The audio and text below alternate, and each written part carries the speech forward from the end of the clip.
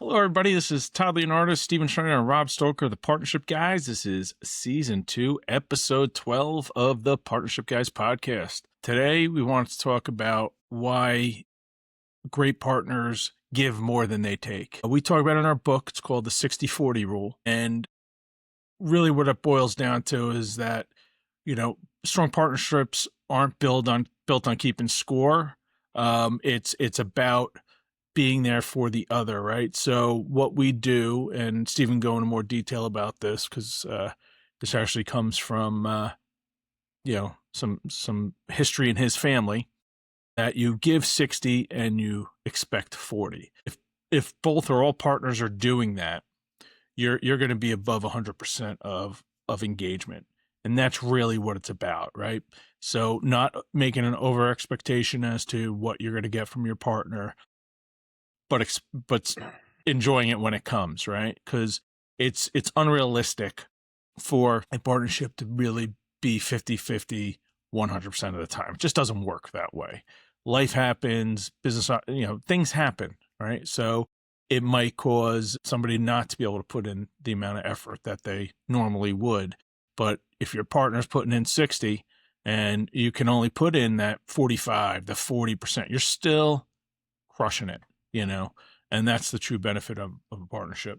So, Stephen, why don't you expand on this? Because I know this is a topic that's very dear to you, and how it came about.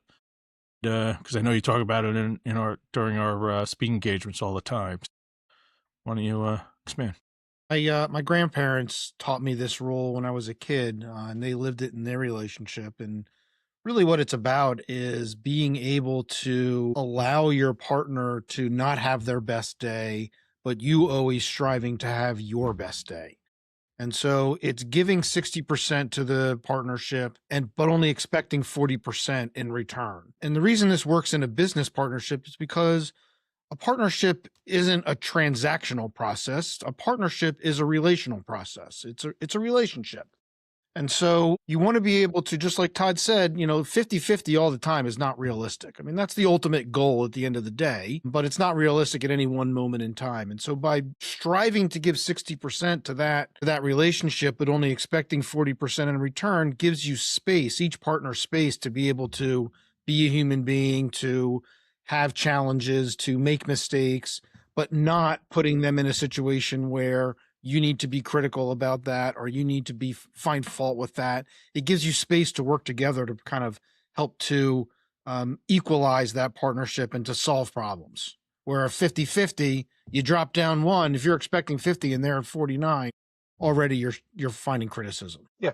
For me, it's also about the scorekeeping. And I know for a fact that when it comes to scorekeeping, that it kills a partnership. And there are certain things that both people can be working on different things and in their decision domain. So if somebody is responsible for sales, maybe in a certain day, they made a great sale. They made a great deal. It was a huge win in the sales department, huge win, but they can look at it as it was a huge win for them individually, or it was a huge win for the partnership and the business. And if you're looking at it was like a huge win for them, for that individual partner, and I had this in my one bad partnership, then what happens is that then the other side, maybe in a day, if it's fulfillment or marketing, maybe there was the same day that sales created a great sale, something else happened in the other partner's decision domain that wasn't good. There was a zero. It didn't work out, and it was a waste of time. And so, to me, the scorekeeping is a partnership scorekeeping. We had a great day in sales, and we had a lousy day in another area. But that's us together. Not I had a great day and you had a terrible day. And like I said, in the one really bad partnership that I had, that's what it was. That's what it was. And so, what happened was, if you had a bad day, I didn't want to report to my partner that I had a bad day. And so we started to lie to each other and make things up. And it all came back from needing to keep score. And there was almost I won't say a joy, but there was fulfillment in seeing the other side fail it was like an I got you or something. And it just so many clear indicators of a terrible partnership. Satisfaction, right? You feel satisfied to see them struggle or fail. Which is terrible in a partnership. Yeah. The one No, it partner to is. fail. Any kind of like I did more than you or I'm doing more than you. That's what it was. It was what I'm doing is more valuable than what you're doing. And so 60/40 is great. I love it. It's one of those concepts that I love when you talk about it, but there's certain times where the results are not going to be equal and it'll be a lot worse than 60/40, and it just is what it is. Yeah, I mean the moment you really do start to try to keep score, the partnership begins to lose and degrade. And we're talking 60/40 about showing up every day. Sometimes there's swaths of time where it might be heavier on one partner than another this month, this quarter, this year, knowing that the roles do flip and your time is going to be coming down the road. Like, Rob, as you know, Steven and I, we're in a bunch of things. We're in a bunch of things together, the three of us. And sometimes some of these things will make me have to distribute my time a little bit differently. So I might not be, what I feel pulling my weight fully for business A because I'm working on business and opportunity B, C, and D. And knowing that the day's going to come where I'm going to have to hand off. All right, this is now it's on you. And now the roles kind of switch a little bit as far as the effort goes. So it's not just about day to day. It's just a complete mindset shift for a lot of people, because it really is. It's the core thesis for our servant partnership model that we talk about, right? We've all heard of servant leaders. Steve and I and you, we live a servant partnership mindset. So it's really, really important to kind of think about it that way. I mean, you might be 50% your financially, investment, time, but to your point, Stephen, I think it's great. You don't need your partner to come to the to the day having their best day, but you got to strive to have yours. And if you're both doing that, the odds of you both missing on the same day are very low. They just are, because you're in there ready to pick up your partner and serve your partner. And we found over the last 25 years that it's pretty rare when one of us is up, when both of us is up, or both of us are down at the same time. It's always been a situation. Yeah, it's been very much like this. Exactly. It's been, and what that does is over time, it evens everything out. I mean, today's a perfect example is, this month we're recording this on an unusual day for us. And you're doing that because you guys were generous with your time, because I've got a lot going on in my personal life right now. Good stuff, graduations, weddings. May is a very busy month for me right now. And so you guys have been willing to be generous with your time and move your schedules around so that we can stay on top of this. And, we have found that when you bring that generosity to partnerships, trust, respect, loyalty, it all builds, right? The idea is that we're building the relationship in the partnership outside of the business, even though we're doing business stuff at the same time. And so, first of all, thank you for being flexible. But this is a great example of how over time, stretches of time, one partner maybe can't bring 60%. I'm trying, I'm doing my best, but there's just days where I've got stuff I've got to do that's important. Business is important, but my family's important too. And so, it's just that mental real estate that we talk about, right? Like your mind's elsewhere, so you might not be as focused or pointed in what you're doing on the business. But if we weren't communicating about it regularly, that's when you're like, what the hell's going on? What's going on with them? But we share so much about our lives that it really, we're all on that journey together, as far as I'm concerned. Rob, you had something, we had an engagement last, and you had something that you had to move. We had to move the flight back because you needed to be here for something, and it wasn't even a question about doing it. Like, you mean that extra 6 hours of travel that we had? No, that was awesome. I think that turned into 6 hours of travel. It was great. Like, I loved it. You guys smiled your way right through it. It was wonderful. I felt so supported. It was great. It was cabin upgrades. That is, it's the strong partnerships understand all of that and understand that we're all human and that, things come up that we have to move around. And I just so admire your partnership over so long, because there are things like resentment that it's naturally going to be there. It's just there's a natural part that we all know what we're doing. We all know the sacrifices that we make individually. You all know what it feels like when we're going to an appointment that we have to get to and we get a flat tire and we're frustrated, and what we went through on the flat tire and waiting there and hearing that it was going to be 20 minutes and 2.5 hours later, you're on back on the road and you missed a couple of things. But for you to, to watch your partnership evolve to this where there's no pointing fingers, there's no resentment, and how you two collaborate so quickly and are so flexible and have such goodwill toward each other. It's just created this strong culture from you guys down to all the people working for you, and you can sense it walking in your office, being around you guys, that's there. And I know that took a long time, and I know that took a lot of effort and it just doesn't happen overnight. No, it's a process. Generosity. I was going to say, I'm sorry. I was going to say It's generosity just something you have to builds work trust and on a loyalty. regular basis. Totally. Go ahead, Todd. What? So generosity is, that builds the trust and loyalty. It's how you build that relationship. It's the giver's mindset, right?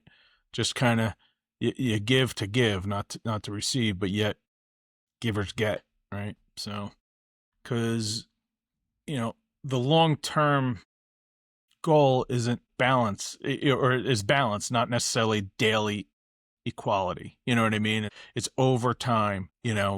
You just kind of really just want to support each other, and it's not about day to day. It really isn't. It's about the way you approach the relationship. Yeah, I think in the healthy partnerships and in the ones that I've had that are great, it's celebrating wins together, and it's also dealing with the losses together. It's not the pointing fingers. It's dealing with it all together, the wins and the losses. So, like I said, the great partnerships I've had, Hummingbird Sports, and creating what we created, and creating this movement across the country and impacting lives, it comes from a shared mission. When I had the bad partnership with my neighbor, that solar business, we were just looking for things the other one was messing up on. And we were not celebrating wins together. We didn't want to talk about each other's wins. We only wanted to talk about the losses, and just it created a negative culture, and everybody around us felt it.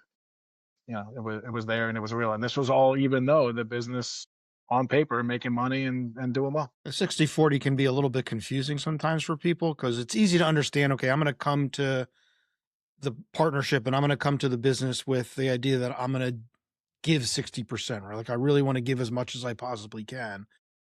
But sometimes people will think, well, expecting 40 is like you are lowering your expectations for your partner.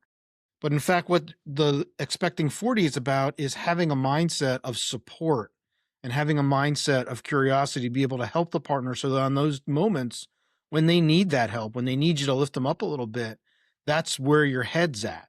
It's not like, I don't expect you to be as good as me, right? That's not what this is all about. It's about having that mindset of support. And it's hard in the beginning. I mean, it's hard when you first start implementing some of these things. But like you were saying, Rob, I mean, after 25 plus years, it's just the natural way for me and Todd. And I definitely see in, the three of us, as that has been building very quickly, right? Because we started this right from the beginning. And so, we understand that we've got to support each other, and that's how you build a partnership. That's how you build a business. And that's how you get the maximum amount of satisfaction out of it, is because I'm helping you. It's a giving mindset. No doubt. The goal is not 50-50 effort every day. It's really about having a mutual commitment over time, which is super important, because life circumstances do change. Like I said earlier, sometimes a partner has to carry more temporarily. I mean, it's happened.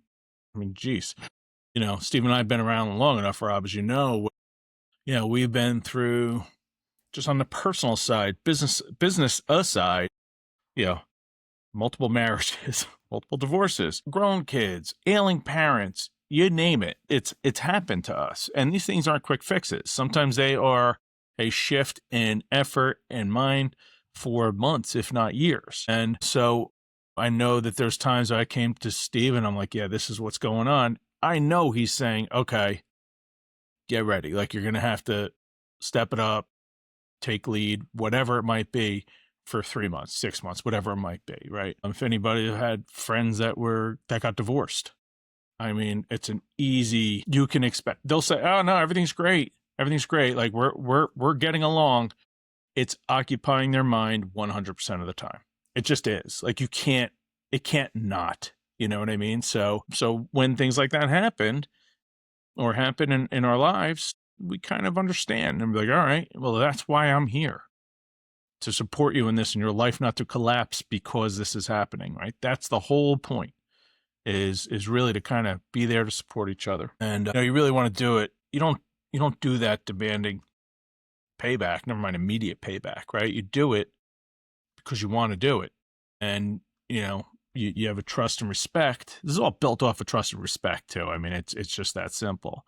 I trust that Steven recognizes what I do for him when I do it, and he knows I recognize what he does for me when he does it. And it has nothing to do with, quid pro quo. It is like, it's my goal to help you guys as partners. Like, that is important to me. Like I said, I'm servant to you guys when it comes to that. I want to make sure that you're solid. Appreciate that. Yeah, no problem.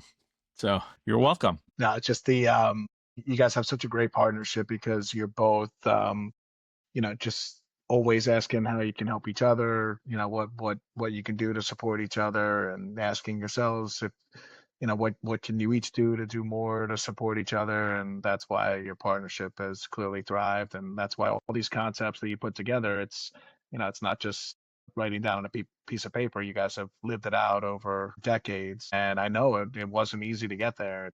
It's really fun to be around you guys now that you really figured it out. No, but I got to tell you, it's been so rewarding to bring you in this process when we did, because it feels exactly the same way with you, with you editing in here. And, it was just, it's a mindset, right? So, it can easily be, your mindset can easily be changed, right? You just have to be deliberate. It's an upward spiral. This kind of a rule is an upward spiral. And Rob, with your solar business, how it can downward spiral quickly if you're not supportive of each other, right? If you're not, if you had a bad day and you go in and your partner is like, what the hell did you do? Why are you screwing this up? Versus, how can I help you have a better day tomorrow? How can we solve this problem? And it leads to kind of accelerated growth of the business and of the relationship. And that only helps everybody, right? It lowers resentment. It increases flexibility. It makes for stronger culture within the business.